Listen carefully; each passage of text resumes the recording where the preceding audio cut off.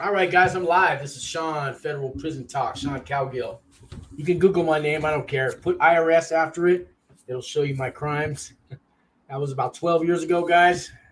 Different man today that you're looking at. So I used to be a white-collar criminal. I'm not anymore. Yeah, I've been trying to turn my life. I've been turning my life around. I'm trying to help you guys. I just hit 500,000 views on YouTube. I mean, that's a few stadiums full of people looking at me. I don't know if you checked it 10 times or whatever, but 500,000 views. I got thousands of subscribers, but I'm still a small channel, guys. And hey, Wesley's in the room. What's going on, Wesley? Wesley, you want to come on the show? Because here's the deal. My guest, Salty, he's only got a cell phone, and he's been calling me, and he's pushing the links. I sent it to his Facebook Messenger, to his email, to his cell phone, and he's moving back to Jordan next month. He's finally off paper. I told him at least call in, and he's not answering the phone. So, but I'm still going to do a show, man. So, Wesley, I got the link right above you. If you want to come on, no problem. I thought I'm going to do something fun right here because I got my, if you want to call in live, I got the number here. Let me put that up. And if you want to call in live and talk probably about anything, but what I was going to do, I was scrolling through. I got it all hooked up to my computer, and I got the number for Saul Goodman. Better call Saul. Let's call him. It's just going to be an answer machine, but let's hear what he has to say. We're going to Better Call Saul right now. Should be ringing. Hello, hola, yate. You called Saul. You've reached the offices of Saul Goodman and Associates, your one-stop shop for all things law. If they've accused you of breaking bad, better call Saul. If you're currently under arrest or in custody, follow my 3 patented rules. 1, keep your mouth shut. 2, keep your mouth shut. 3, don't make eye contact with anyone in a holding cell, unless you're looking to make a love connection. Visit my website for more free advice. BetterCallSaul.com. The solution to your problems is just minutes away. That's Saul Goodman on the phone, guys. Drug felonies, press 1.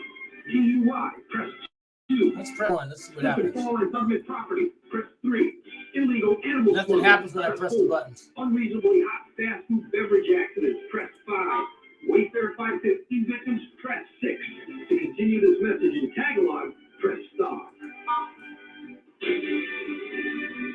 Your call is important to us. Please continue to hold. So if you want to call Saul, I'll tell you what the number is. It is 505-503-4455. 505-503-4455. Better call Saul. Anyways, guys, just having a little fun.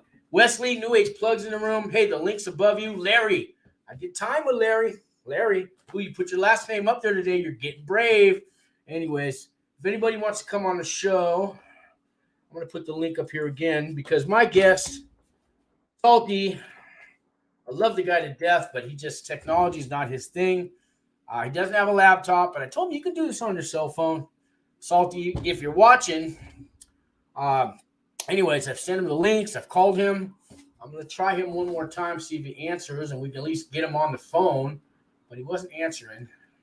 Well, let's dial his house one more time, see what happens. But you guys want to come on the show, I put the link up there. Love to have you.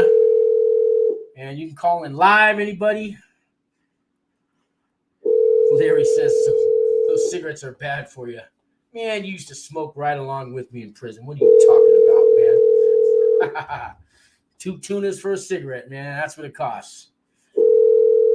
Salty's just not answering now. I don't know what happened with him, man. Larry, you know Salty. You know how he is. Jimmy.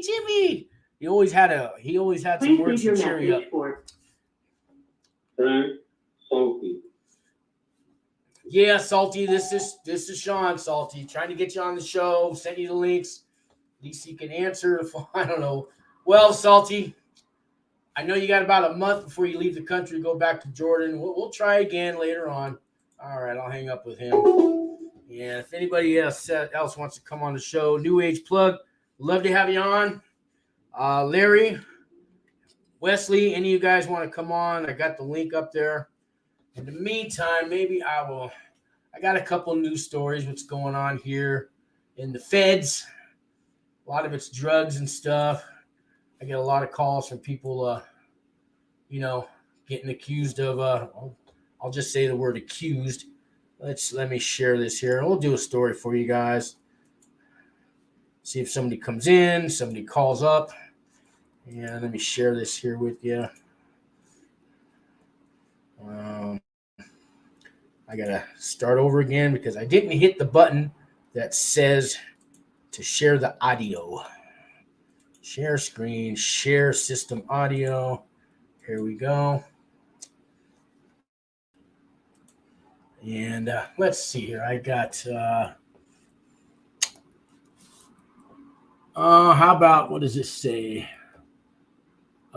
Portland man sentenced to 10 years, federal prison time, trafficking large quantities of methamphetamines.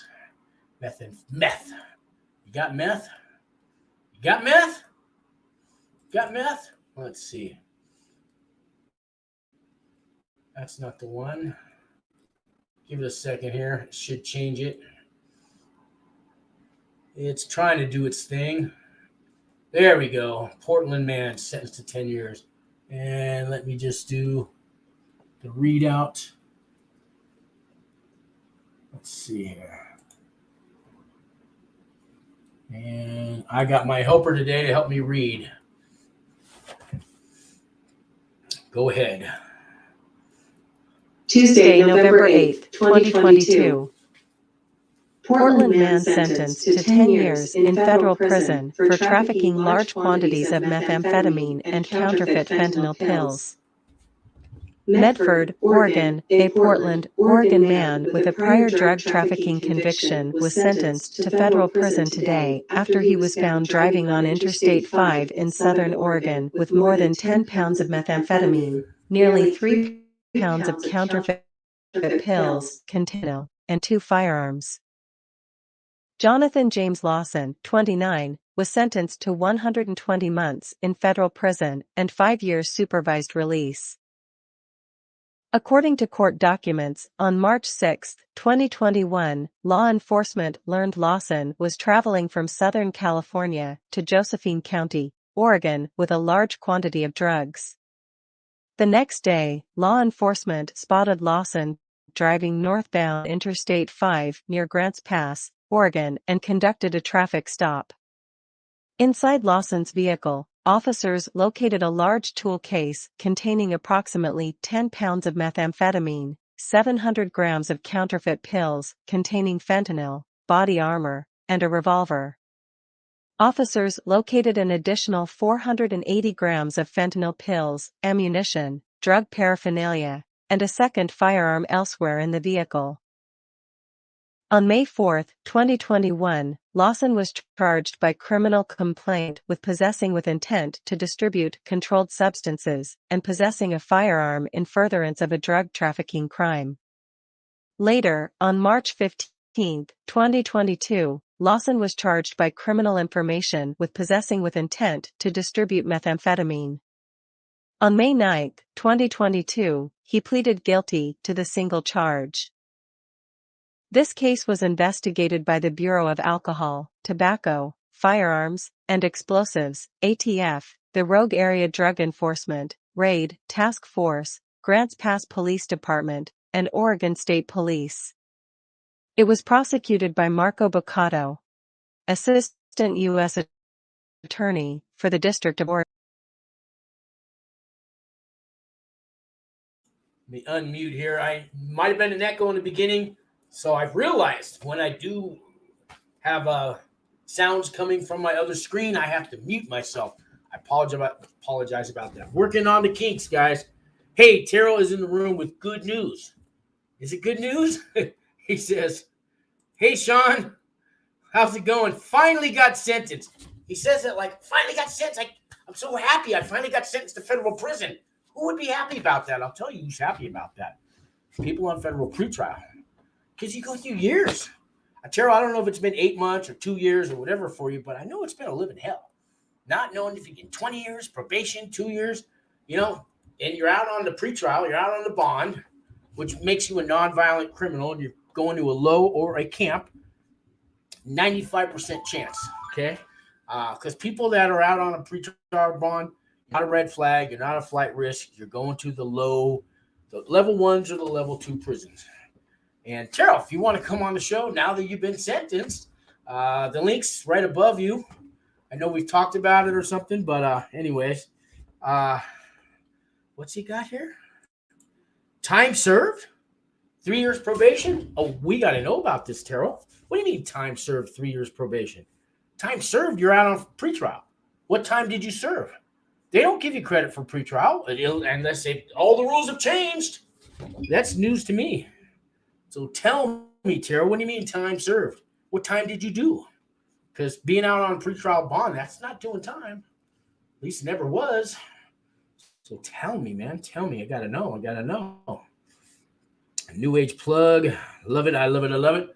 New Age, you coming on? The link's above you, below you. Love to have you on. You've had me on yours, right? Pretty sure I've been on yours. You've been on mine before? Twice. Maybe this will be the second time. Anyways, come on, guys. My guest didn't cancel. He just can't figure out the technology. He's been pushing buttons and he just can't come on. He's only got a cell phone, but I had a guy on last night with a cell phone, even though he came in and out. Cell phones work on StreamYard, but it's better to have a laptop. Much better to have a laptop. Let's check out some new comments. Terrell says, Judge said they had me on house arrest for too long and there was no need to send me to prison for 4 years. Fucking, oh my God. You're the third person, Terrell. Is it Terrell? Anyways, you're the third person that's been on my show that didn't have to do time and got, supervised release, probation or something. You're the third person, man. Things are looking up in the feds. 10 years ago when I got sentenced, man, or when I was indicted, I got sentenced in 2017. It's 2022, so it was 5 years ago, 6 years ago. Because next month, I'm off my 3 years federal probation. Anyways, 7-8 years ago when I got sentenced, nobody was getting probation. House arrest, that didn't count for shit. You're lucky we didn't lock you up in the county jail. Now, boy, these feds are turning around. Man, this is great news. This is great news, guys. He's the third guy that didn't have to do time. Here we go. I got to call it. Let me get to you. One second. I'm getting it. I know it's there somewhere. Here we go. All right. And you are live on Federal Prison Talk. Who do we got on? Hey, Sean, it's Terrell. Hey, what's going on, man? Just talking about What's going on, buddy? Right on, man. No, you don't have to do no time. What's going on? Man, No time. I've been trying to catch up with you for weeks. You couldn't get on. I couldn't get on. You were streaming live. I'm doing better, man. I'm evolving with this channel. I'm learning how to work things out, man. I've been doing it for 2 years. You think I'd have it down packed, but I don't. But tell me about your case, man. I got you. Hey, man, people want to hear it. Now, you're the third guy that got sentenced and doesn't have to do time. So times are looking up for people. I don't know what you can tell us. So, all right. So I'm gonna just go through the whole thing. What happened? So I went to court that day. My lawyer prepped me. He had no confidence in whatever. He had me thinking that it was done. I was going to get 4 years, go to jail, no possibility of probation, none of that. Really, but the lawyer was saying this. Wow. Yeah, the lawyer, I'm thinking he would have hyped me up for the court date, but he was negative about it the whole time, and I was up there nervous as hell. But I had a good judge, though. I had a really good judge, and he was like, I was on house arrest. He said they had me on house arrest for too long. He said as long as he's been on the bench, he has never had anyone come in his courtroom who has been on house arrest as long as I have. And he said I didn't violate all of the 3 years, didn't piss dirty in the 3 years. I've been working, I've been doing good. What's the point of sending me to jail for 4 years? Sending a man to jail, which changed his life completely. And I had a big support group in the courtroom with me. I had like a bunch of reference letters, like from like 12 people. My owner from my job was there. My chef was there, and I had a couple other people.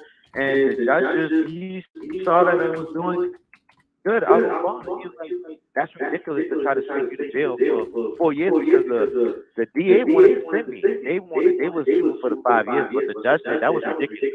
There's no need to send him to jail for 3 years, for 4 years, when he's out here doing good. You can tell that he's changed his life and all of this. So he was like, I'm gonna give you time served with 3 years probation. I'm gonna take you off house arrest because you've been on house arrest too long." Are you kidding me? So everything you just said is everything we dream of when we're getting sentenced. Yeah, why would But I've never heard a judge say that. That's what we want him to say. Yeah, he dug into the district attorney's ass. He went in on him because he was like, "It's ridiculous how y'all supposed to give him 4 to 5 years when he's been doing good for 3 years. He's had 2 extra kids. He held a job down. He's been clean ever since. No violations. And you mean to tell me y'all still want to give him 4 to 5 years? That's what I preach to people, so you could get the short end of the sentence. But to talk about the short end of the sentence, man, you got the shortest short end. Wow. Yeah. What district were you sentenced in? What court? What state? Charleston County. Which is what? South Carolina. South Carolina. Now that's the southern state. Those guys are usually pretty tough. Yeah. So white judge, Mexican judge. I had an old white judge. An old white judge. Old judge too. Wow.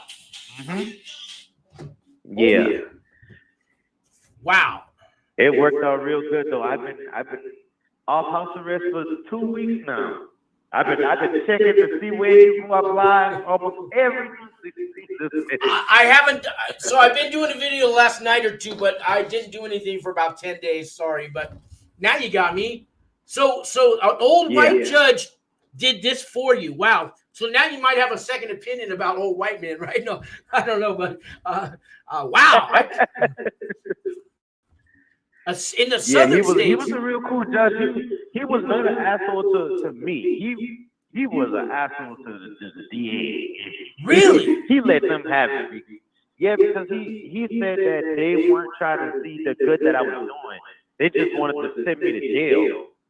Yeah, that's usually that's how the feds work. Now you're the third person that didn't have to do time. What's going on in the feds, man? Who hit him over the head with a hammer?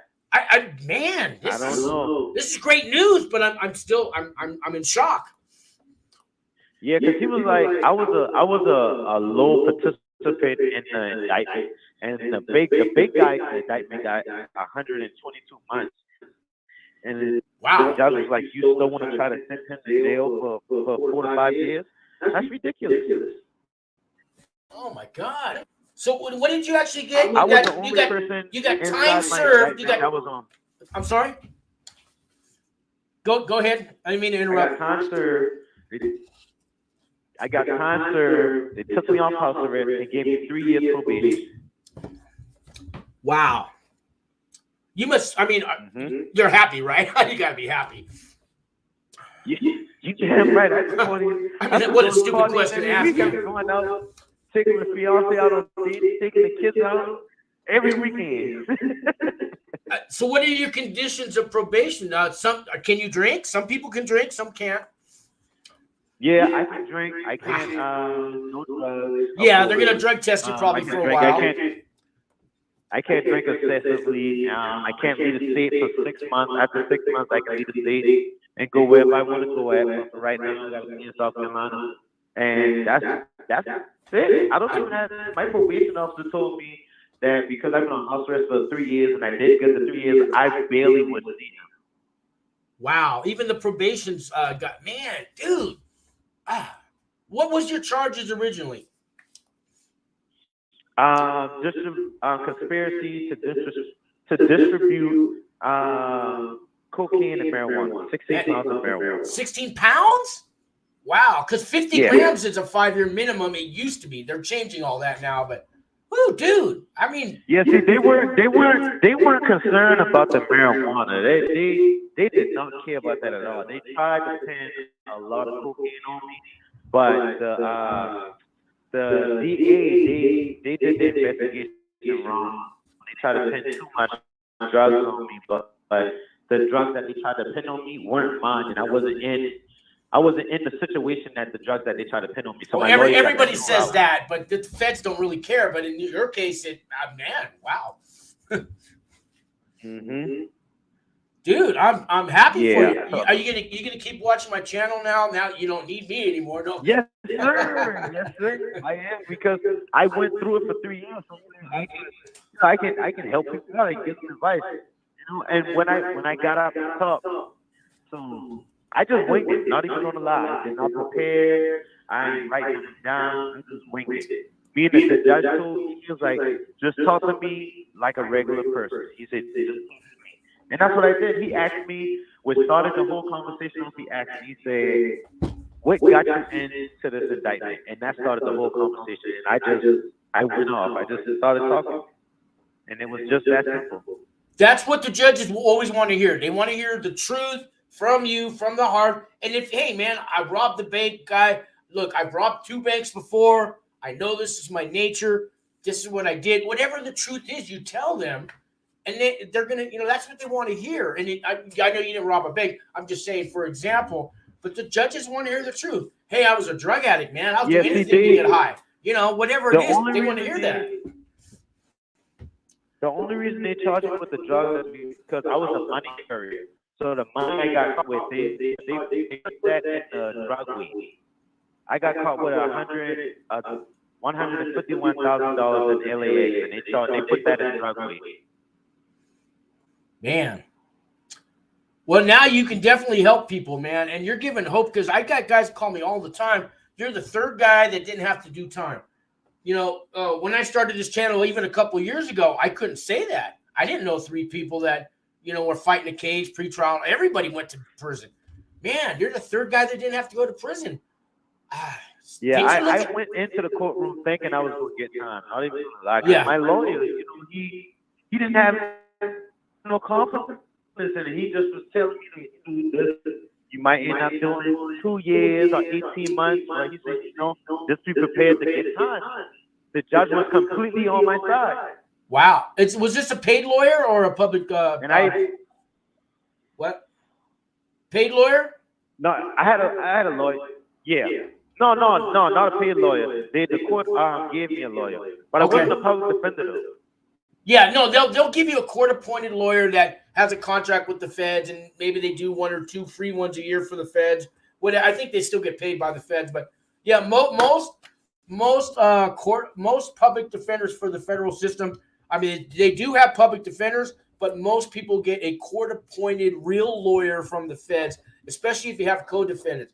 One of the guys will end up with the public defender. The rest of the co-defendants will get actual real lawyers that the feds pay for. Yeah, I had a good lawyer. I had a really good lawyer. Even the judge even told me, he saw my motions that I put in to get off the house arrest, but they just weren't trying to make me off house arrest. He said that was ridiculous. They should have been letting me off house arrest about a year and a half ago. Wow. I got a couple comments for you here. Streets of Atlanta says he probably got safety valve. Do you know if you got that? No, I didn't qualify for the safety valve because when I initially got locked up, I didn't cooperate with them. I wouldn't tell them nothing because I didn't know what was going on. Okay.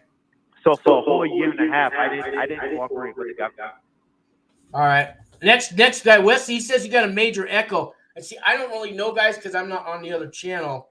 I don't know can you guys tell me if there's still an echo?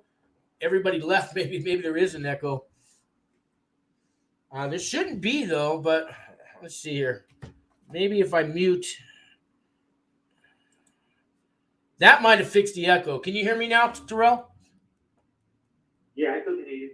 All right. I think. Yeah, I think I fixed the echo, but it's probably too late because I had to mute my other channel. Anyways, I had to hit a button. all these little buttons you got to click just to make a perfect video, man. And it's not as easy as it seems, guys. You would think it is, but anyways, I think I fixed the echo. Maybe people will come back. If I had a big echo, I know it scared a lot of people. Larry, I know you just called me on my cell phone. Larry, when Terrell's done, call me on this number, Larry, and I'll put you on the show. I did time with Larry. We talk all the time, so I ain't missed nothing, but I'd like to – I'm sure he's got some things to say to you guys. So what are you going to do now with your life, Terrell? Right now, I'm just kind of doing the fast. We go out every weekend, twice a week. I take my fiance out on 2 days a week. So here's the thing: you got a fiance now that you don't have to do time. When's the wedding day? So we had a wedding day planned this year. It was supposed to be in June, so it's gonna be the same date. It's gonna be June 2nd, 2023. And now you don't have to worry about her leaving you while you're in prison, because that happens all the time. You're a lucky man. And tell her she's a lucky woman. I sure will. But yeah, I think me being on house arrest was I did help my kids out, honestly. The last couple guys I interviewed, yeah. So the last 2 guys I interviewed, their wives left them before they went to prison. But usually the wife waits till you get to prison, and then they cheat on you, and then they leave you. And in your case, you don't have to go through any of that. That's great, man. No. And you got kids, you said, right?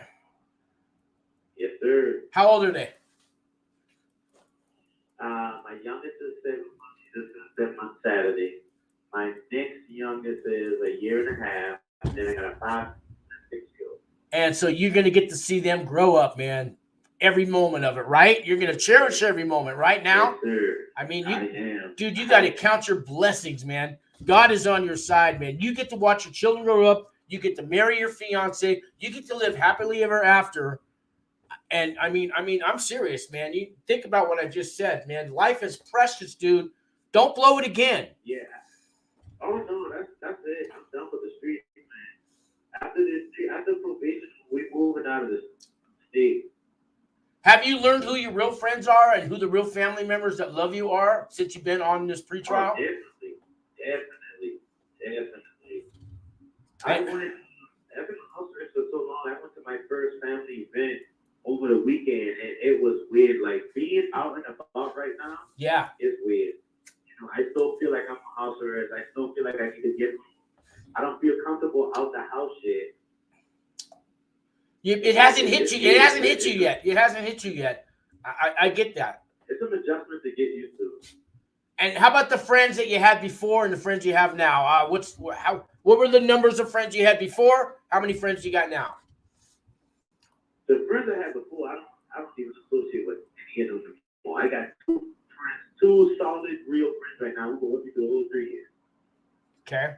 I had a couple of those, and I had about 20 rent-a-friends. I thought they were my friends. I found out I was just renting them. You know what I mean? Yeah. Did you have any of those? Yeah, did you have any friends that you were just renting? Yeah. It was mostly the friends that I was caught up in that I did with. But yeah, they turned around, wrote statements on me, and all this extra stuff. So. Hey, my old fiance wore a wire on me and then told me about it. Remember last week I was over at your house? I had a wire on. We got you for everything. Ha ha ha ha ha. Yeah. Yeah. As she's got the new guy in the bedroom while she's telling me this. They did me a favor. Yeah, everything worked out though. Yeah. All right, man. That's good to hear, man. That's really good to hear. Let's see. Is the echo gone? Yeah. Definitely. I'm going to take your show. All right. Yeah. Thank you, man. If you want to come on and show your face and all that too, let me know. My number info's down there. I answer the phone all the time. I answer my emails. I usually get to every comment. Eventually, by the end of the week, I answer all the comments. I'm sorry I haven't really done videos lately. The last couple of days I have, but I'm getting back to it, man. And you've been a great follower, man. I appreciate you watching, man. Thank you very much. I'm going to continue to follow. All right. Continue to follow. All right, man. Well, I'm going to let you go. If Larry, if you're still with me, call in, or I'll give him a call and see if he wants to come on. But thanks again, Terrell. No problem, man. All right, man. Let's see. Let's call Larry here. Doo-doo-doo. Let's try Larry. See if I can get Larry on here. Because I know he just called me. I'm going to call you, Larry. There he is. I had it there. There he is. All right, Larry, I'm calling you. Get you on the show.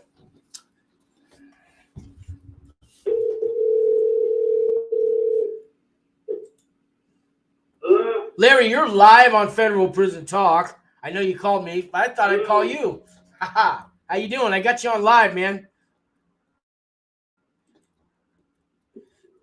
Who's this again? Who's this again? Hello? This is the guy in. This is the guy. Is this John Calvio? Yeah, that's right. You can say my name, Larry. You veggie prep guy. Larry did veggie prep at the Supermax with my buddy. Oh my God! Is this the culinary expertise? Yeah. From the ADX Florence? Hey, we were the ADX work. We were the Extraordinaire. we worked at. Didn't we feed El Chapo? We fed the Unabomber. How many trays did we make for those terrorists every day? I can say to an extent that we did feed the Unabomber and El Chapo and Terry Reynolds and those of that caliber. Yeah, we sure did, didn't we? Didn't we have fun at that job working at the ADX Supermax? Well, we make the best of a terrible situation. Yeah, we did. We did. Hey, do you remember this? I did a story about the guy. Am I on the show live? You're on the show live. They don't know who you are yet. No. Oh, wow. I'll put a thing here. All right. Well, this is how many viewers do we have? We only got about 6 or 7 right now, but I had an echo before. I fixed the echo, so I think they're coming back. But I didn't. I'm learning that there's a button for everything. So when I have people call in, I gotta hit a button to stop the echo, and I didn't know that. So I do know. I'm live. I tried calling in earlier. I know. I had somebody else on the. Share some of my experiences. What would you like to do? Yeah, why don't you talk about life in a federal prison camp? Everybody's always asking me that one. That sucks. If you can avoid going there by all costs and all means necessary, please do. But if you are wound up and you catch a case and you're going, definitely tune into Sean's channel because there's a lot. He has a plethora of information that will help you out with stuff that I wish I would have known going in and getting out and what to do while you're in there and what not to do while you're in there. And get your affairs in order. If you are on a self-surrender in 30 to 60 days like I was, get your affairs in order and spend fun time with your loved ones. And once you get there, it's not that bad, but it's definitely not that good. How much time did you do at the camp? Well, the Department of Justice gave me 46 months. I ended up doing 19. I attribute the reason why I did 19 months. I attribute it to God for one, and second was to Trump and the First Step Act and COVID And RDAP, right? So you mean with those three combinations? And RDAP, right? Those three combinations. Well, yeah, but RDAP was part of it. But I was gonna get RDAP anyway. Oh, so what do you mean you were going to get RDAP anyways? Happened to be. Huh? Tell people what do you mean you're going to get RDAP anyways? Because people want to, there's people watching the show and they want that year off. I was going to get RDAP anyways because I was a first-time non-violent white-collar offender with no drugs. With no guns. Yeah, but that doesn't qualify you for RDAP, right? Well, once I got there, I realized I was going to get RDAP no matter what. So did you have anything Did you have anything in your paperwork saying that you had a problem with alcohol or drugs? Yeah, there was definitely what do you call it? The case study. What do you call it? The Presentence report, the section for alcohol and drugs. Your history, your drug and alcohol history? There was history. I mean, I could go into great details about that. Why don't you? Because why don't you? People go into great details. Well, I'm in active recovery. I was 3 years sober now.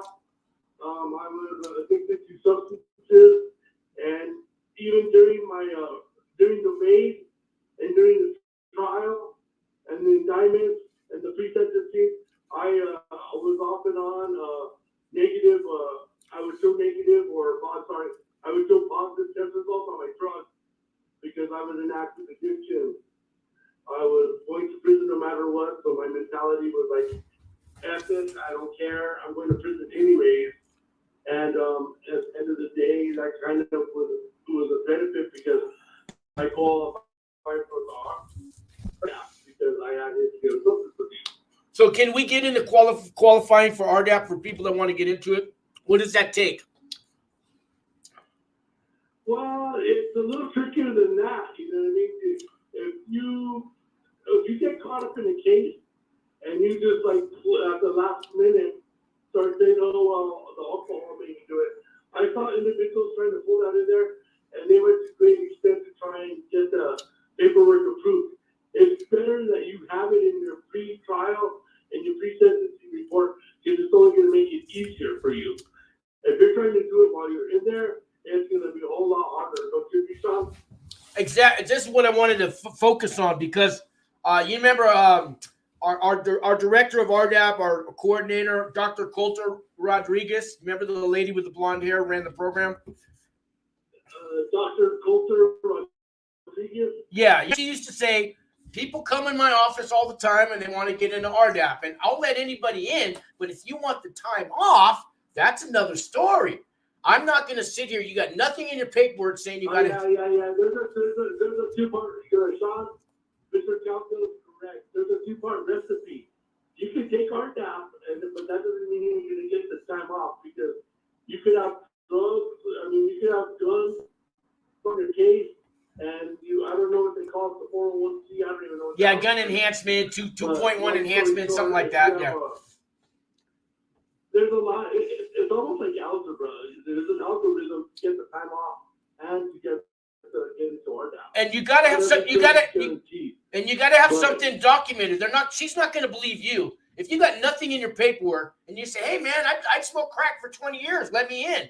I'll let you in, but you're not getting no time off." How can you? How do you convince her that you? Again, going back to my case, which is very unique to me. Yeah. Again, like Sean says, I had history with my pre-sentencing, the marshals, the probation office. All of that had history of me failing drug reports. Now, when the FBI raided me, I had methamphetamines on me. Okay. And they didn't even care about the drugs. Hold on one second, because I am driving. The FBI even told me, "We don't care about your drug use. We're here to talk to you about your consulting that you got going on." No, they don't. When they raided my house, Larry, there was an 8-ball in the trunk of my car, and they searched my whole car, and the 8-ball was just laying there in the trunk. Right? I didn't cover it, and they left it for me. You know, they left it for me. Okay, Sean, this is what I want to say. When they raided me and the FBI got it for me today, that day, I had a meth pipe on me with a half ounce of meth. I had $4,000 in cash. They took the cash. Yeah, they'll do that. Didn't care a damn thing about the drugs. No. But now when didn't care a damn thing about the drugs because I remember the FBI got even telling me, even though they documented it, they charged me with possession of a substance. Because the FBI agent told me, we don't care about drug use. It's not illegal to do drugs. We want to talk about this tax system you got going on. Yeah, they're there for. Right. They've got a warrant to search your house for whatever documents they want to seize, and if they find, an ounce of this and a quarter ounce of that, yeah. But focus on this and to your listeners. When I did finally go through the raid, the indictment, the pretrial, that remark and the documentation, even though there were no charges of the meth, there was the history of the meth, which was also the first. Which gets you into RDAP and gets you the year off. Right. Now, I didn't. Yeah, because then they started seeing that, oh, this guy has a drug problem. And then not to mention the multiple times over the next 24 months of me pissing hot. I mean, and what I mean by pissing hot, I would go do my piss test and there would be cases of methamphetamine. Yeah. And then, you know what I mean? That was all. So even at the early stages from the raid till when I surrendered to the BOP in Florence, Colorado, I started compiling a book report on myself of drug use. Oh, you did? I didn't. You never told me this. No, not me. The BOP. Oh, yeah. So and that's all going to be in your special. That when you get on probation, that's all going to be in your special conditions. Yeah.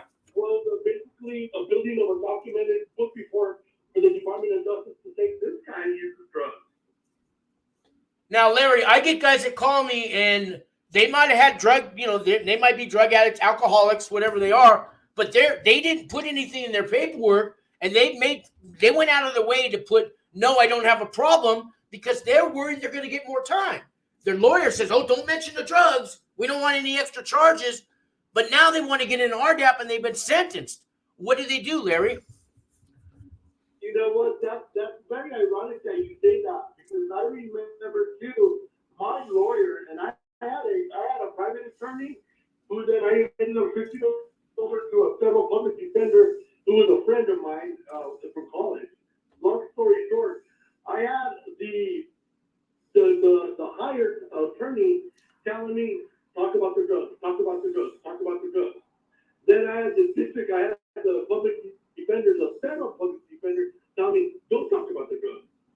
In the end, me talking about the drugs was the best thing that ever happened to me, because it got me into RDAP. I believe it's the best thing. Also, it explains to the judge on sentencing day, why did you rob the bank and kidnap those two girls and hold them for ransom? And why did you do all this?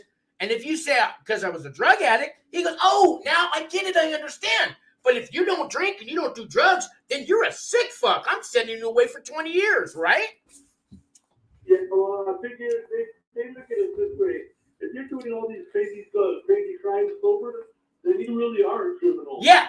But then at the end of the day, if you're doing it under drugs, you're like, oh, this poor guy, he's just an addict, he needs help. And they understand. He punished people for help. And Larry, I have a solution for that. Now, I'm not that I'm leading into a commercial, but like a lot of these prison consultants, they'll charge you $5 or $10,000 to go see a licensed director of a drug program, a counselor. I got two guys. One's right here in Albuquerque, Leroy Lucero, and then I got James Saberi out in San Francisco. And they run drug programs. They have licenses. They're licensed therapists and directors of drug programs. So I can hook you up with those guys. They will evaluate you. They will write you the letter. I will send the letter, legal mail, to the prison that you're going to the RDAP director, one to you, to your lawyer and everything. And we'll give you at least a 90% chance with that letter having been evaluated getting in. I charge $1,200, Larry. Everybody else is charging $10,000. I think that's a hell of a deal. So if you have the need to get an RDAP and get that year off, give me a call and I'll hook you up with one of these licensed, drug and alcohol directors of programs. Anyways, and you can do it on Zoom, whatever. It takes about an hour, and it's worth a year off.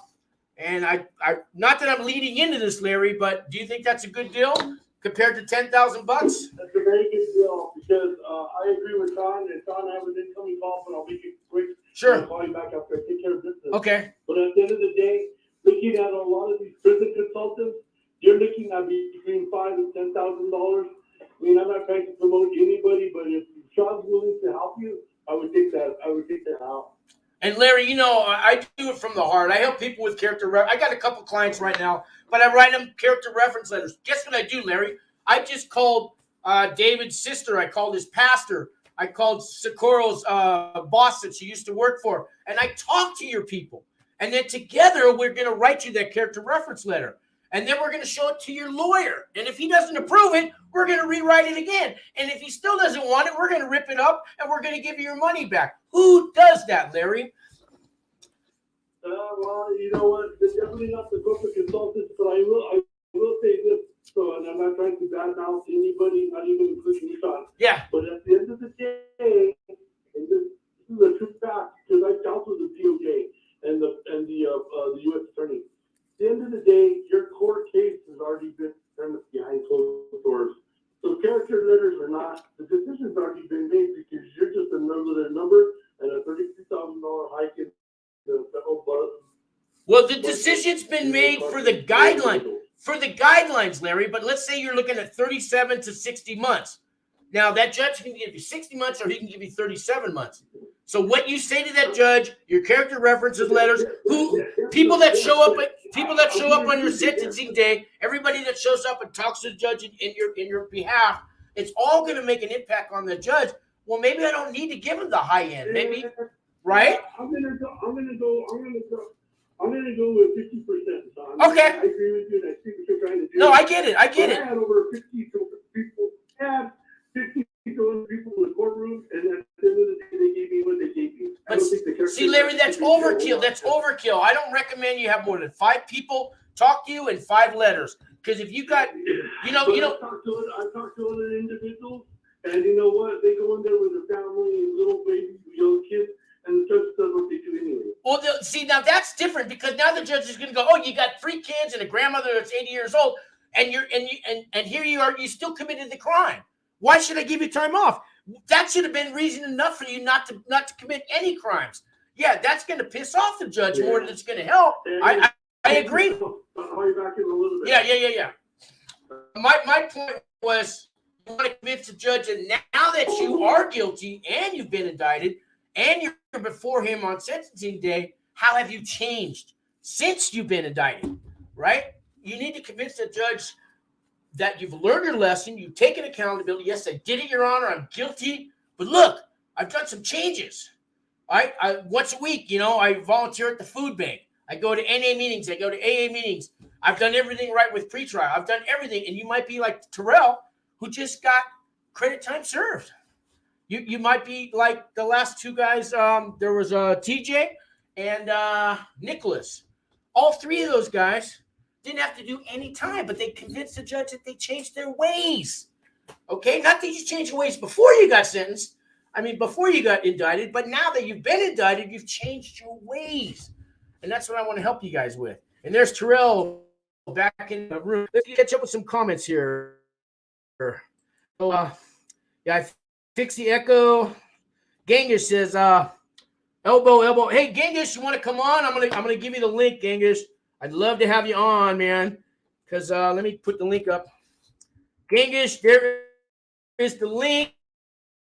That's Sauce. Now Sauce. Now he just goes by Genghis, but he's done time and he's a good guy now. So Genghis, I hope you come on. There's the link. And here's Terrell. I had 6 people talk and 12 letters.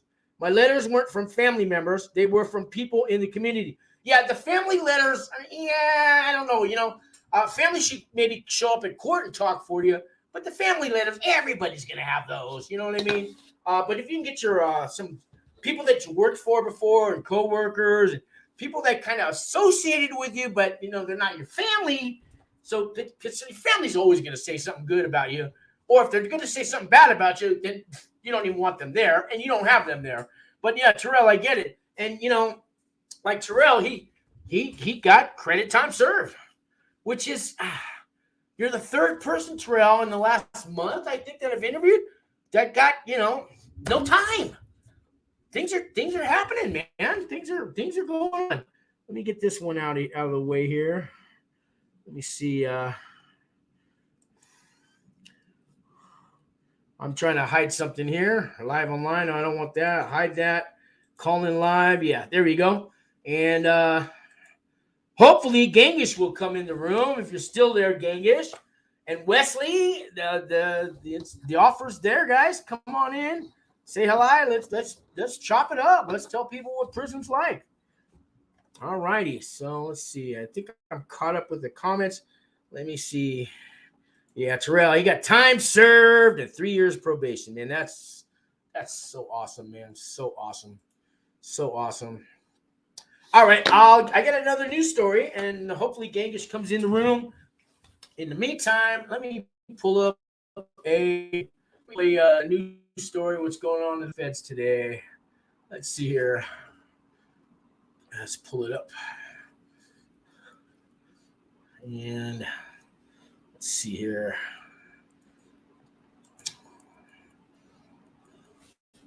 Oh, look at that. Shows up on there.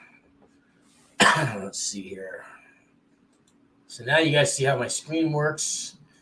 And now let's see what else I got here.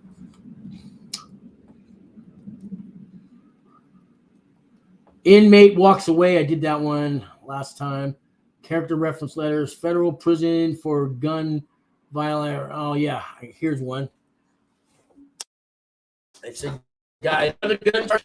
And I've been getting calls about gun charges. I guess they're cracking down on gun charges, guys. So let's see. Now I got his picture on this one. So let's see. Let me get my little helper here. We're going to read about it, and we'll show his picture. Federal prison for gun violation. Posted November 8, 2022. South Bend, Indiana, illegal gun possession has landed a Michigan City man time in federal prison. Sergio Adams, 33, was sentenced in United States District Court in South Bend after pleading guilty to being a felon in possession of a firearm.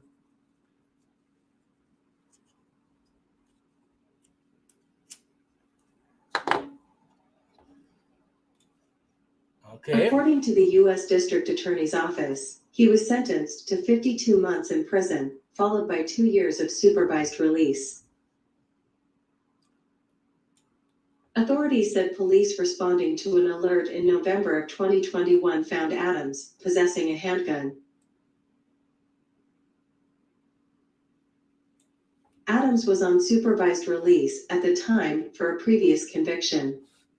His criminal history also included 3 prior felony convictions, which prohibited him from possessing a firearm or ammunition.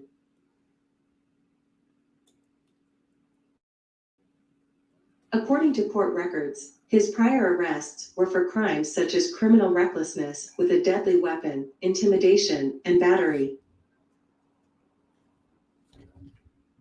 The U.S. Bureau of Alcohol, Tobacco, Firearms, and Explosives investigated the case with the assistance of the Michigan City Police Department. And I'm going to According Authorities. to authorities, the case was part of Project Safe Neighborhoods, which brings together all levels of law enforcement and the communities they serve to reduce violent crime and gun violence. And I'm going to mute that and introduce you to Genghis oyster sauce, Rocky Mountain oyster sauce, or just Genghis. What's going on, man? What's coming on? Making it happen. So this last guy I just did the report on, he got 52 months. He's got 3 felony priors, all that stuff, and he only got 52 months for gun possession. Do you think that he might have mentioned a name or two? What do you think? How do you get 52 months charges with three prior prison sentences? I wouldn't go so far as to say that. I've seen crazier shit happen than that. Yeah, and the feds are lightening up. They're lightening up. Like I just said, Terrell on here, he got credit time served. What is the new charge? The new charge is, let me pull it up here. He's got 3 priors, right? 3 priors? Are they for the same thing? Yeah, he's 33 years old, South Bend, Indiana, 52 months, falls 2 years probation. So it said it says Adam was on supervised release at the time for a previous conviction, so he's already on probation. His criminal history included 3 prior felony convictions, which prohibit him from possessing firearms. Yeah, we know that. For what though? What are the criminal convictions? That matters. His prior arrests were criminal recklessness with a deadly weapon, intimidation, and battery. And his new charge is those are arrests though. What was he convicted of? That's what matters. That's yeah, what I'm not saying it. up. Okay, you know what? The article doesn't really say that. He was, it just says included 3 prior felony convictions, which prohibited from possessing a firearm. And court records say his prior arrests were for crimes such as criminal recklessness, intimidation, and with a deadly weapon and battery. And that's really all it says. It's a short article. But yeah, so a lot of the questions. That's where I would be suspicious is whenever they leave out information. That automatically makes me suspicious that they said they go from 3 convictions to he has arrests of. So I would like to know what the convictions are for. If the convictions are for if the convictions are for nonviolent nonsense, and they were, you know what I mean? If they're DUIs can be felonies. If it's something like that, if it's something stupid, 5 years is kind of steep, honestly, isn't it? Yeah. Well, no. That's why I love your knowledge. That's why I love your knowledge. You got a way of bringing in all the information that's not listed. Thank you, man. See, you I learned something today. I would what is the statute now? They give you 5 for a pistol, right? 5 years. Is that right? It's supposed to be a 5-year mandatory. I just dealt with 2 guys that were guests this last month. One guy got 37 months. The other guy got 3 years. They went below the mandatory minimum.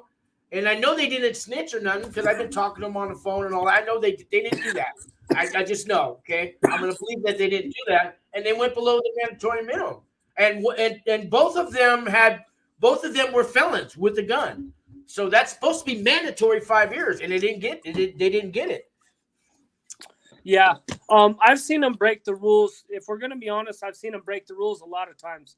And the law, the way the law is set up, it's supposed to be so that, the totality of the circumstances, which means the person that you are and the person that you are and the crimes you have committed are part of the totality of the circumstances. And so can you elaborate more on the person that you are? What is that entitled? This is why you have character witnesses, right? This is why you have people show up to speak for you, right? They're speaking for who you are. So that's what I mean, the totality of the person that you are. This is why people that are really good public servants or do a bunch of good things for people get slapped on the wrist whenever they get caught doing inappropriate things, because that's why. Okay. Mm-hmm. Yeah. So they actually do look at your character. So they look at your character, huh? A jury is always supposed to look at the totality of the circumstances whenever they try to convict you, and the judge is always supposed to look at the totality of the circumstances whenever they sentence you. Now. There is how about in a federal case? Federal case, most people don't take it to jury. They get a plea deal. But why would they get a plea deal below the mandatory minimum? I would have to guess that Biden is going lighter. I mean that the federal statutes ultimately lie with what? I don't know who makes it, the Attorney General, I'm guessing. Who makes the the department? I don't know. Let's see. Let me find out. Who writes statutes for the maybe the Department of Justice? Maybe. DOJ. Either way, it's under the executive branch. The Bureau of Prisons exists under the executive branch. The court system exists under the judicial branch. And so being that right? Thank you. Yeah. So the prison system being under the executive branch, it is directly under the control of whoever the president is, and whoever they elect as, I think it's Attorney General or maybe the director of the Bureau of Prisons, whoever, but they report directly to Biden. Biden can dismiss them tomorrow. So if they're not letting go the people that Biden wants them to let go, they can be fired tomorrow. Right? So it's possible that has something to do with it. How often do you think they bring a case to Biden? How often do you think they bring a case to the president? I don't know if they're going directly to Biden. I think it's more of an overarching Biden sits down with somebody and says, listen, man, you need to let the people out that should be out. Go figure it out. You know what I mean? Get you some criteria, nonviolent, whatever. That it wouldn't be his job to figure out the specifics of the criteria or to handpick. Yeah, he's too busy. He's too busy. Yeah. Yeah, that does happen where people will get a certain individual case in front of the president and then the president makes a show of it and the news shows up and da-da-da. Yeah, Barack Obama did that. Yeah. Trump did it too. Trump did it with a bunch of black people. Yeah. Oh, yeah, he sure did. Yes, he did. Yes, he did. Yeah. So, well, I mean, Trump made a big difference with the First Step Act in the federal system. He hasn't really helped the state systems, but it's all trickling down now. And now I'm hearing about people, because it was 10 years ago when I was caught up in the system, right? And I had no chance of getting any time off. Now the tables are all turning. I'm hearing people getting, half the time that they thought they were going to get. You're getting credit time served, like Terrell, and things are changing in the feds, and I don't know why. I'm happy they are. What do you think? It's the executive branch. I know it's the executive branch. It's the lefties. The lefties have a point. Okay. You know what I mean? They're not completely full of shit. Lefties aren't very good at building things or putting shit together, but they're very good at tell you what you're doing wrong. Right? Yeah. And that's what they are. They're the mother hens of society. And they're in charge right now. So I like some of the left and some of the right. You put it all together, yeah. Well, yeah, that's what you want. I really don't have any. Yeah, a balance. Exactly. Jimmy Carter was my favorite president. He was Democrat, but I voted for Trump. What do you call me? I don't know. Yeah. No, I generally vote for people. This time around, I voted for Republican. I'm in Colorado. I knew it wasn't going to do much, but it made filling out my ballot easy. I just did Republican down ballot. They were even talking about it today. This is even a more solid blue state because since everything happened, a bunch of people fled from California. They fled the West Coast and came here, and so this is like a 70% blue state now. Yeah. Now I was in southern Colorado where that's kind of more red, but you're up in Denver and that's blue. Yeah. We've just got too many people up here. The rest that's where the population. Yeah, the rest of the state has nowhere near the population that Denver does. Yeah. What do you know about Pueblo, Colorado, and Canyon City and Florence? What about those little towns? What do you know about those places? I've been locked up there. That's all I know. Me too. That's all I know. Yeah, I've been in prison. Yeah. I got some surgery down there. Hey, why don't you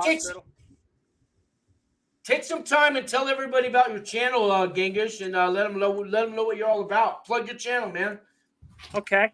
My channel is Genghis, and lately I've decided that I'm going to start focusing on fake news, what I consider to be fake news, and this is basically what the world is feeding us, what the mainstream news is feeding us. So I spot fake news, I demonstrate it, I bring breaking news stories, and I give an honest perspective on them.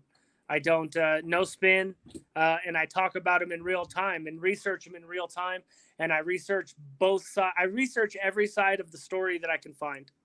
I don't ever focus on one point of view. No, you have a very open mind, balance. And I watched the last 3 or 4 videos that you did. They weren't live ones, but they were videos.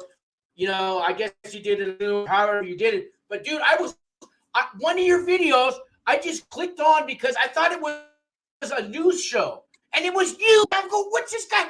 It was you, and you're running news clips and everything. I watched the whole damn thing, and I'm going, I know that guy. I don't know that guy. I didn't even know. I clicked on it. I didn't know it was you, dude. Yeah. Right on, man. Yeah, hell yeah. Thank you. You're doing good things, man. Yeah. So yeah, that's it. So guys, you gotta check out his channel. Yeah, I'm in my final stage of monetizing this channel. I just need watch hours now. I graduate college in December, so like a month and a half out. That's right. Tell everybody about the college. Yeah, I want to hear more about that. What's going on with your college education? I'm in my final year of a degree. Let everybody know what you're doing with your life, man. I'm in my final year. Guys, this is a guy who, and this is a man who did time, guys, and look how he's turning his life around. You guys can do this too. I did. I'm proud of you. I'm proud to know you, man. I'm proud to know you. What you're doing with your life, man. Thank you. Appreciate you, man. I mean, do you know how many people go in and out of prison, and they don't get to do what you're doing. They don't get to do what I'm doing. They just know they're going back, but this time they're going to come up bigger and fatter. And this time I got a new connection. And this time I'm not going to get caught. And you know that mentality, right? Yeah, you got a better connection this time. That's why you go to get better connections. Yeah, I know how to make meth now. Now I'll be the cook and the distributor. Oh, I got it all going on, right? Yeah. I'm gonna hook up with the Mexicans this time. I'm gonna meet me a good Mexican this time. You know what I mean? Two prices, man. They're gonna hook you up, man. Yeah. Some of them, you never know. The one that looks completely normal will have access to all kinds of drugs, and then one that looks just like him, dresses like him, acts like him, everything will be a nobody. You can't tell who the people are. You know what I mean? You can't. So, yeah. You know what a guy told me? So I did time with a guy who got caught on a RICO act, right? And he was a big time. I'll just say he was cartel, right? But I'm not going to give his name or nothing like that. But we used to have our little talks, right? And we'd be looking over the tiers. You see those guys down there? There's like 25 of them. He goes, half of those people are mine, but I can't use them for 10 years. Get out of prison, and it takes 10 years before I bring them back into my organization. And that's what he told me. So they got to wait 10 years. And he says, in my business, we have to give them the 10. I don't go 8 years. I don't go 9 years. I don't go 7. I wait 10 years. Then they can come back in my organization. Have you ever heard that? And we had these little talks. I don't know why he used to talk to me. Maybe I listened. I was a good listener. I don't know. But he would like to tell me these stories about how the cartel runs. And I know his name, and I'll never tell a soul. But you know, I was honored that he would talk to me, you know. I never talked with him about any sort of politics. I never spoke with him much in prison. I dealt with him on the street. It was business the entire time. Everything was strictly business. And you don't like speak to them about like, oh, hey, you're from the cartel. You know what I mean? It's not like that. It's like, hey, how you doing? I got a bunch of stolen. I never even asked this guy who he was. The only thing I did was I used to drop off his mail. My hustle in prison, in the camps, I could go to the mail call and they would let me take 20 people's letters, right? And then I go drop them off. I charge them $5 a month. You know, I had maybe 30 customers, so 30 times 5, I'm making $150 a month. And I got to check my mail anyway. All I did was drop off this guy's mail. But he'd pull me aside and he would talk to me. He didn't give me the dark, deep secret, but he had these general conversations with me. Why? I don't know. He, you know, like I said, I'll never say his name. I won't even tell you on the phone his name. I'll never give him up. Yeah, there's but no reason. You know, yeah, you know, I appreciate that. I didn't ask him any questions. He just wanted somebody to talk to. I guess that would. I guess you live with this stuff in your head, and maybe you want to tell somebody what you do with your life. I don't know. You know, I don't get it, but you know, like I said, I'll never give him up to nobody. You know. Yeah, human beings like to talk. You know, we like to talk to each other. You know, We do. It We can be- do. I mean, it can be hard to keep secrets sometimes if you actually want to talk to people about it. You know. I'll tell you another secret that I do. I have said this on my show a couple times, but I never said this in prison. So we had a guard. So I used to play my guitar, right? And I used to play in front of it was in front of the barber shop, and there was a doctor's office. Anyways, I had a little bench, and I'd sit there and I'd play like Creedence Clearwater Revival songs. This guy, we called him the Beard. He would come by and he would request a song, and he would throw me a cigarette, right? And then I'd play like, you know, have you ever seen the rain, right? Or, you know, Stuck in Lodi, whatever it was. He always requested a CCR song. And then when he came back, he'd throw me another cigarette. And I always told him, hey, man, thank you. And don't worry, this is between me and you. And at first, I don't think he believed me. I never told anybody until I got out of prison, right? And this guy would give me cigarettes. And I never said nothing. I never tried to take advantage of him. I never asked him for an extra cigarette. I never said, hey, man, what song do you want to hear today? Nothing like that. He would just toss me a cigarette and keep walking.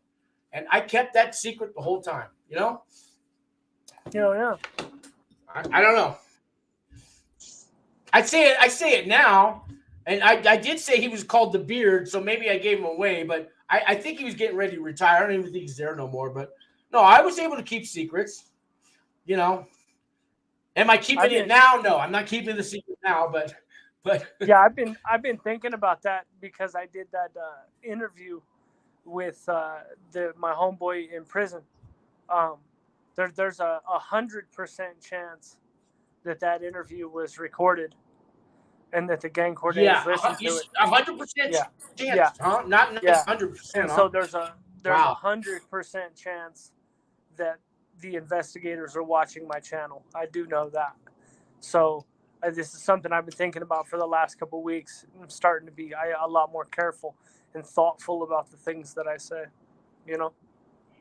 Be careful. My probation officer watches my channel, and I'm off probation next month. She said she's going to come on as a guest and answer all your questions.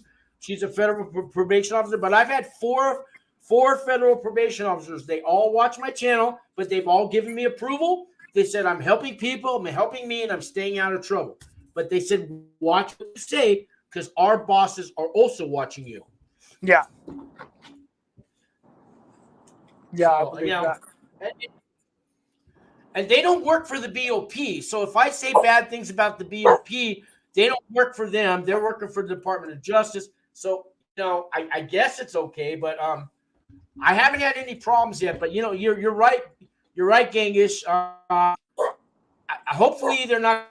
Hopefully they're to watch you. You know what I mean? And that's all that's going to happen. What do you think's going to happen? I'm not worried about him or talking about I'm not worried about criticizing the government or anybody like that, or even the BOP. People openly do that. That's not an issue. I'm just talking about like being more careful as far as what I talk about, crimes that I talk about, and people that I talk about, and things of this nature. You know what I mean? Yeah, you don't want to have anybody get another charge because of something that happened on your show. Yeah. Exactly. Whenever I interview people getting ready to go to prison all the time, and I always tell them, do not talk about any crimes other than what you got convicted of, and even then, be careful. But I don't want you getting any extra charges because you came on my show. You know, you got to be careful. So what's going on in the YouTube world with you and like Big Weavy and Harvey Talks Prison, and what's going on? I haven't really been in touch with you guys the last couple of weeks. What's going on with our prison genre world out there on YouTube? Weavy's killing it. Weavy's like a game show host. And he's doing those like 3, 4, 5 hour lives, right? That was like the late show with fucking Jay Leno or whatever, you know what I mean? No, Conan. Conan was on after Jay Leno. Right? He's killing it, man. Yeah, he's the late show. and VPS is doing good. VPS is in the drama. Yeah, Rick's doing good, huh? Yeah, he's beefing with some people. Yeah.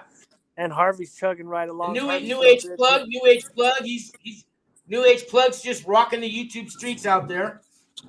He's good. He's growing. His channel's growing. Everybody's channel's growing, steadily growing. Yeah. You know what I mean? It's all good. It's all love. Right, man. As I far just as hit can a half tell. a million views. I just hit 500,000 viewers, man. Views. Nice. I never thought that would happen, man. Ever. Yeah. Yeah. So you never know.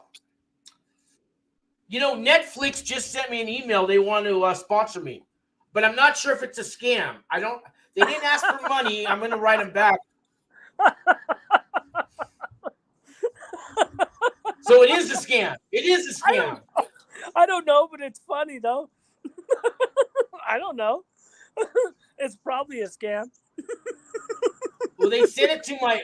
Well, they sent it. I have a federal prison talk email, and I don't even know how they found it. Yeah, they sent it there, and they just want me to write them back and say yes, I agree, or no, yes, I would like you to sponsor me, or no. But I'm not sure if it's a scam. I Googled all their emails. I tried to, see, nothing comes up that it's not that it is a scam. But I don't know. What do you think? I don't know. Maybe Netflix is hurting for content. I don't know. I don't follow Netflix. They said that, if I put it this if way, I had, 100,000 subscribers, I would believe it, but I don't. I don't respond to anything that I don't solicit. So if I don't ask you to call me, I probably won't. Unless you leave a message, I'm not even going to get back to you. I don't like emails, any of that. If I didn't email your company first, I'm not responding. I don't respond to shit. I'm not even dealing with it because they're so good at making shit. And now that I've learned how to make graphics and stuff, I've learned how easy it is to really duplicate shit. You know what I mean? Duplicate people's graphics and people's web pages and stuff like that. Yeah. And you can even duplicate the little security lock and the verified. You can duplicate all that shit, I can duplicate all that shit, dude. I can get around all that shit. I can make a website. I can make a fake website, right? I'm not sure how to do the banking stuff to get the money out, but I know how to make a fake website and get people to do stuff. You know what I mean? I've never been good with financial stuff. I have no idea how to do that, but I could make the fake website and I could make it look like it was a real website. Make it capture people's information. I made a fake Wes Watson YouTube page. Did you?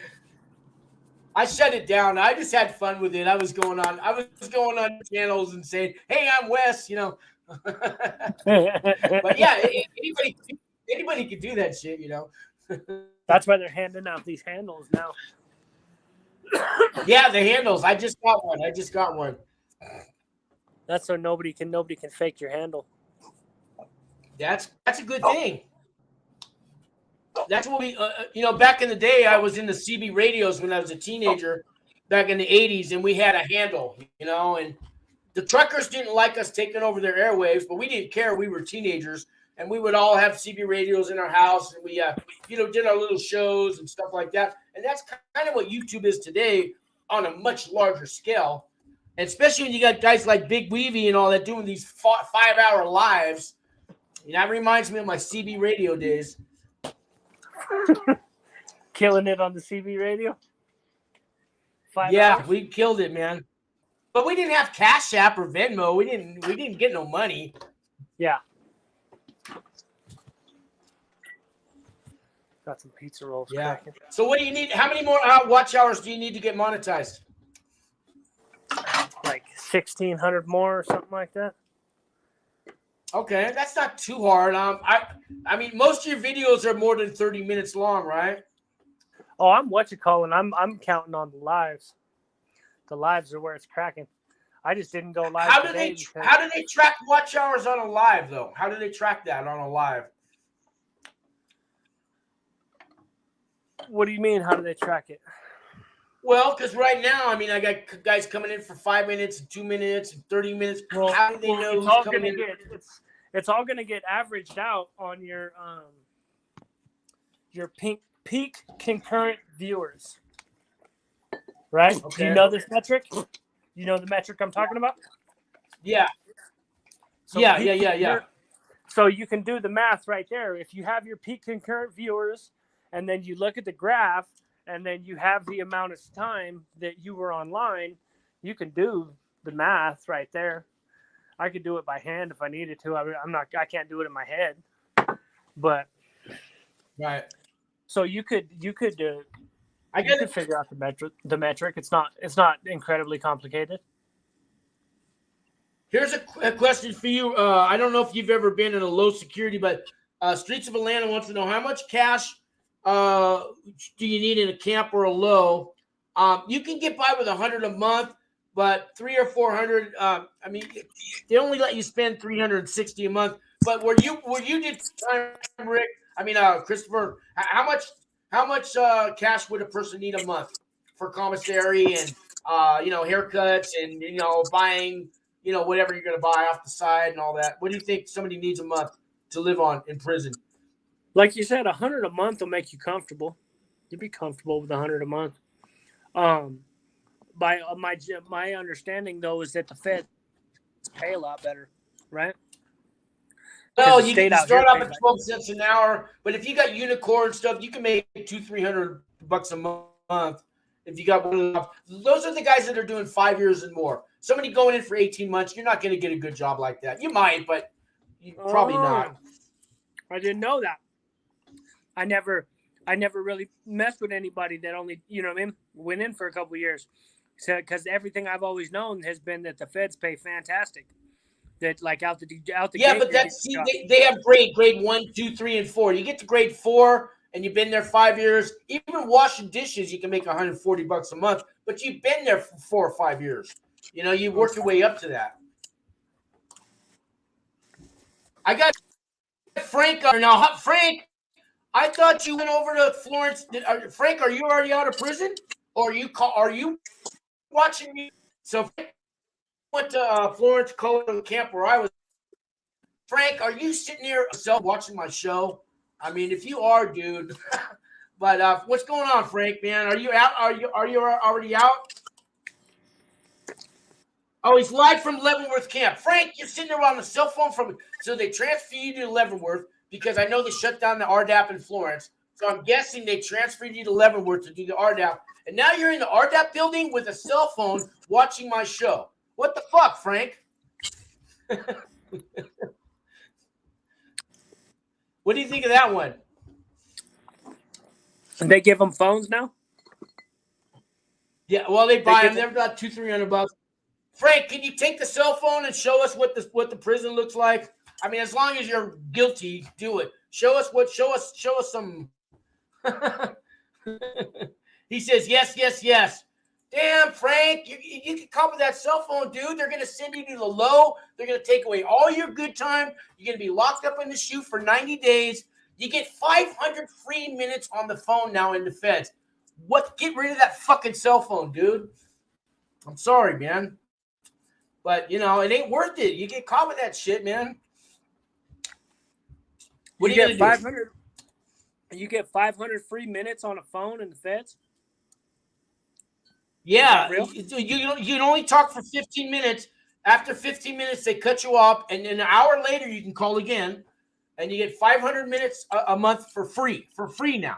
None of that, $1.80 a minute bullshit. It's all been wiped off.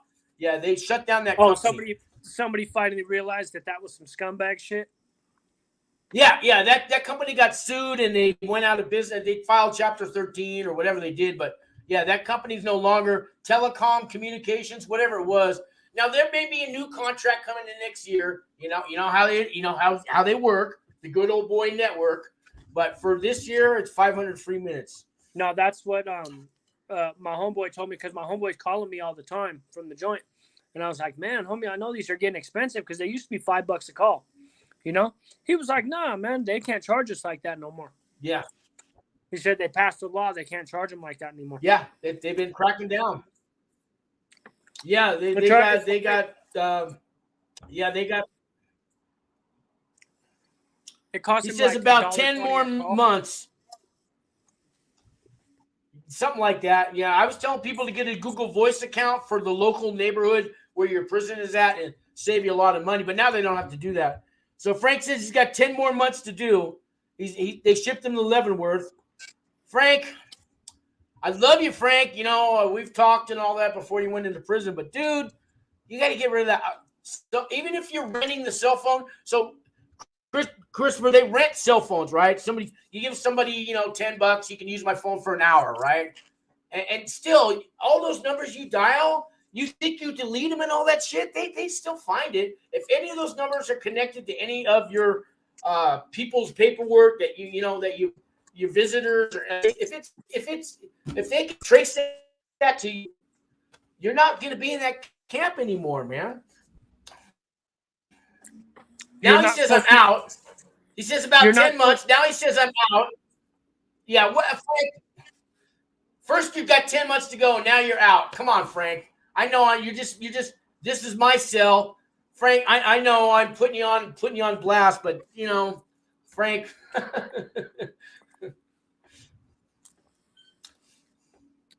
I'm glad you're watching me, but not from prison, dude.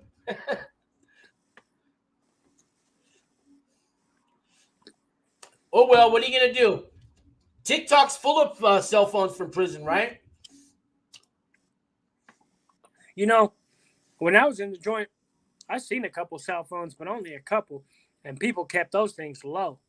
So I don't know what all this craziness is that they show now, where everybody's making videos in their cell and all this other shit. Yeah, they got YouTube channels now, you know? Yeah, that's all. And they're getting monetized. And they're getting monetized, you know? Are they? Some of these guys are. It says they got, 3,000 subscribers, and they're in prison, and they're showing their TikTok videos. I don't know. I heard TikTok doesn't pay nothing anyways. Chinese don't want to give up no money, right? They just don't pay much. Neither does YouTube Shorts or Facebook Reels. Facebook, I heard you got to have 10,000 followers. Could be. Yeah.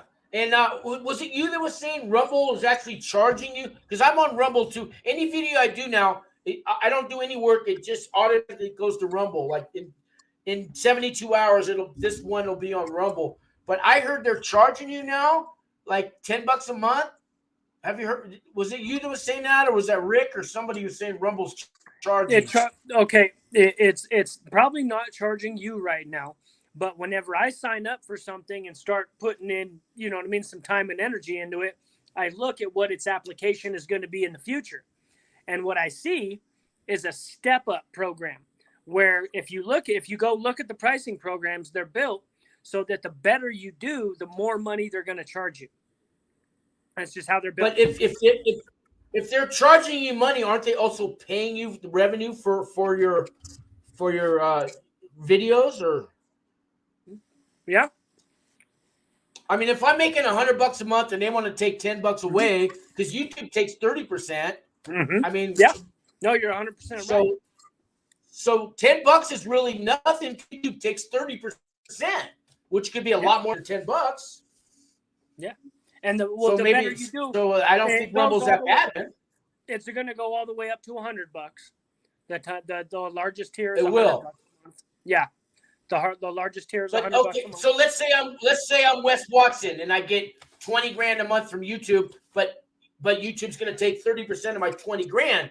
If I'm getting $20,000 from Rumble, they're only going to take $100 a month at the most, right? That's not bad. I don't know about that. That's like the bare minimum. No, because Rumble takes 40%, dog. Oh, see, that's what I didn't know. That they take 40%. Yeah, Rumble takes plus the $10. Yeah. Yeah, 40% plus the $10. 40% plus up to 100. Okay, now that makes an impact.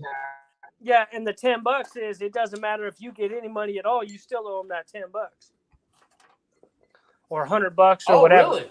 I have like 300 Rumbles, whatever that's worth. I don't even think that's nothing, but 300 Rumbles. I don't even know what that means. I don't know if that's does that get you any money me or has it got you any money? No, nothing. It always says 000.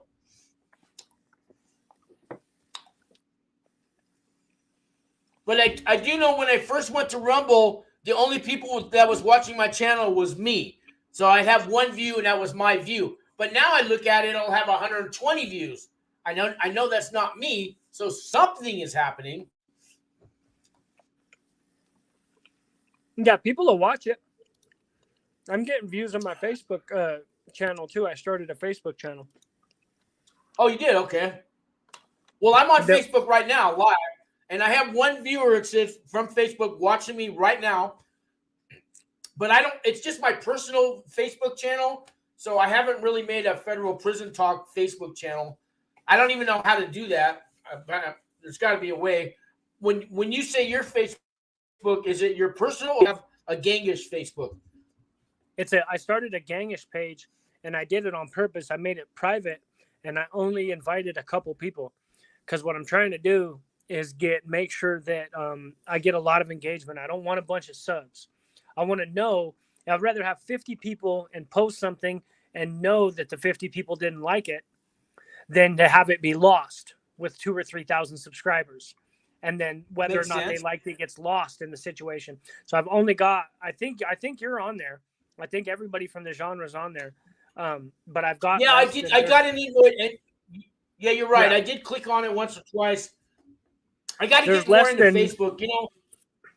There's less than 30 people in there. And like if I post a live, I get about 12 or 13 views.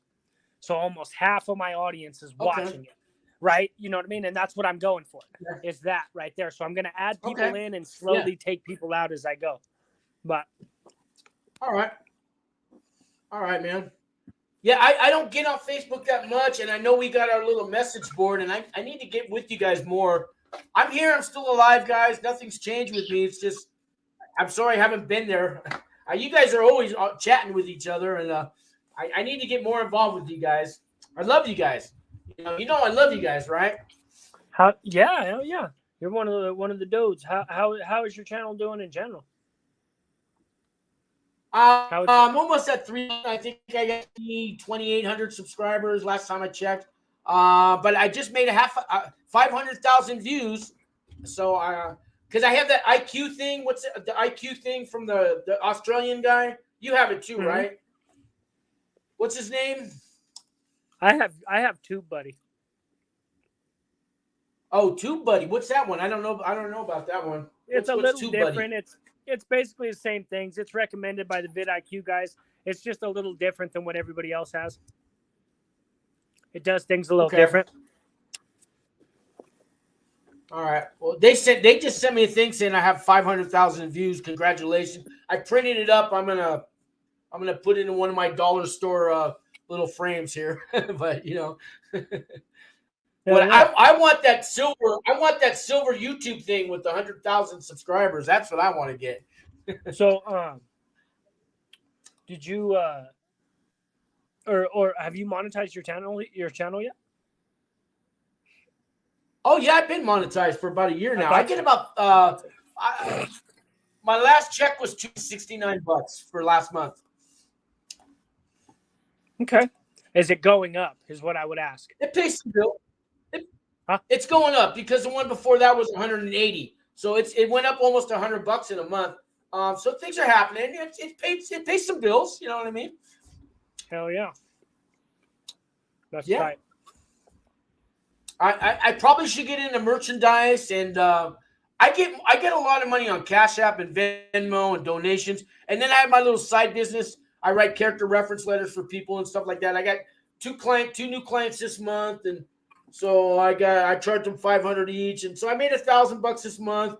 But I do the work. I put my heart into it. Like I said, I call their references. We work together. We write the letters. I'm doing what I do. People charge $10,000 for. I'm charging $500 for. But my heart's in it, and I really want to help these guys get a better sense. But I turned down a guy that wanted to pay me $10,000 because he was an asshole. He was a pompous fucking prick, white collar asshole that hadn't learned his lesson, and he was completely innocent. And he had a $200 million fucking restitution. This guy, I talked to him for an hour. I turned him down. I don't want to do his business. And then I've had a couple of sex offenders call me. I hang up immediately on those guys.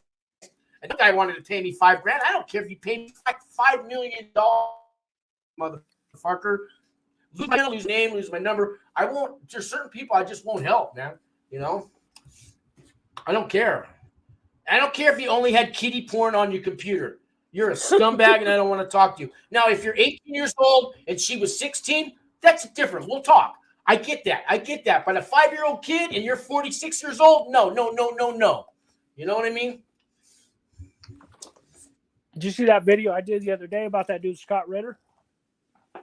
Yeah. I tell people about that one. That was good. Scott Ritter is next Marines weapons expert, a UN weapons expert, weapons inspector that got caught playing with himself in front of what he thought was a 14-year-old girl, and they gave him 18 months. He went and did his 18 months, and then he went away. But because he's an expert on war, whenever the Ukraine war started, Scott Ritter started back up. And they're starting to let him back into the mainstream media again. He's got a YouTube channel called Scott Ritter News. And he's starting to show up. He's starting to show up. He's starting to show up in the mainstream news again.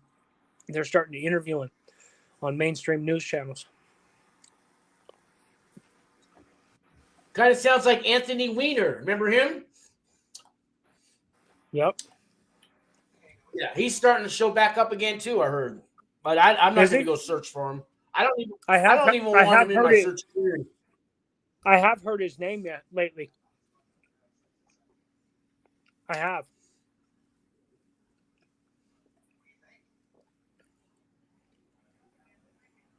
Yeah, just telling his name right now, I shouldn't even do that. You don't want to give these guys any credit. You know what I mean? But. Well, I want to I want to expose him because they're like I said, they're letting him back they're letting him back around, you know? Well, I'm there. If you want my back, I'll help you expose him too. I'm all for that. I just think it's a symptom of a larger agenda that seems to be okay with pedophilia. Well, they got this. What's it called? NAMBLA. It's men NAMBLA or MAMBLA, something like that. Men for. Anyways, they're going to actually start. I guess they're going to be protesting and doing marches and parades. It's for men who love little boys. Yeah. And they're the victims. You've heard of that, right? Yeah, I thought they dissolved that group. I thought they got rid of that group. They're back. And now they're victims. And now they're protected species, whatever you want to call it. And that's one thing that the left is actually promoting in schools with this CRT, the critical race theory, and all that. I like a lot of stuff that the left does, but the shit they're teaching our kids got to go. I don't need a 5-year-old thinking he needs to be a woman when he's born a boy. You can wait till you're 18 to decide that bullshit. You shouldn't be taught that in school by some fucking transgender teacher. You know what I mean. There's certain things that's like stop. Let the kid grow up. If a boy wants to wear a wig and play with Barbie dolls, that's all good, right? Let him do that. Let him get it out of his face. Whatever he turn into it on his own. Don't teach him that it's okay to do and have the rights to do it and be called a woman because his pronoun is she and her and all. You know, wait till the kid's 18. That's just what it's. You know, that's all I say. Fair enough. I know that opens up a lot of but wait till you're 18. I had to wait till I was 18. You wait till you're 18. That's all I say. You know, when you're 18, whatever you want to be, whatever pronoun you want, I'll call you Mrs. I'll call you her, whatever you want when you're 18. But don't take my tax dollars and teach a 5-year-old kid that bullshit. That's just me. Yeah, I feel you. All right, brother. I grew up in San Francisco. Some of my best friends are gay, flames, all that shit. They're good guys. They're not child molesters. There's a difference between a gay guy and a child molester. Most gay guys I know hate child molesters, okay? So there's a big difference, and people don't even know that difference. You know, I got nothing. If you want to be gay, that's all great. Fine. I have no problem with gay men, but I have a problem with teaching a 5-year-old kid that he can decide if he's a boy or a girl at 5 years old. I just have a problem with that. You're born with a penis. Deal with it till you're 18. When you're 18, whatever you want to be, I'll co-sign your bull. I'll co-sign it. I don't care. You know, just. All right, brother. Well, I got to jump off. Yeah, me Appreciate too. I you. said enough. I'm going to get going too. Thanks for coming on the show, man. If Later, anybody brother. made it this far in the video, God bless you for listening Yeah, to right. us. Later, brother. Anyways, check out Bye. Genghis on YouTube, guys. All right. Thanks, man.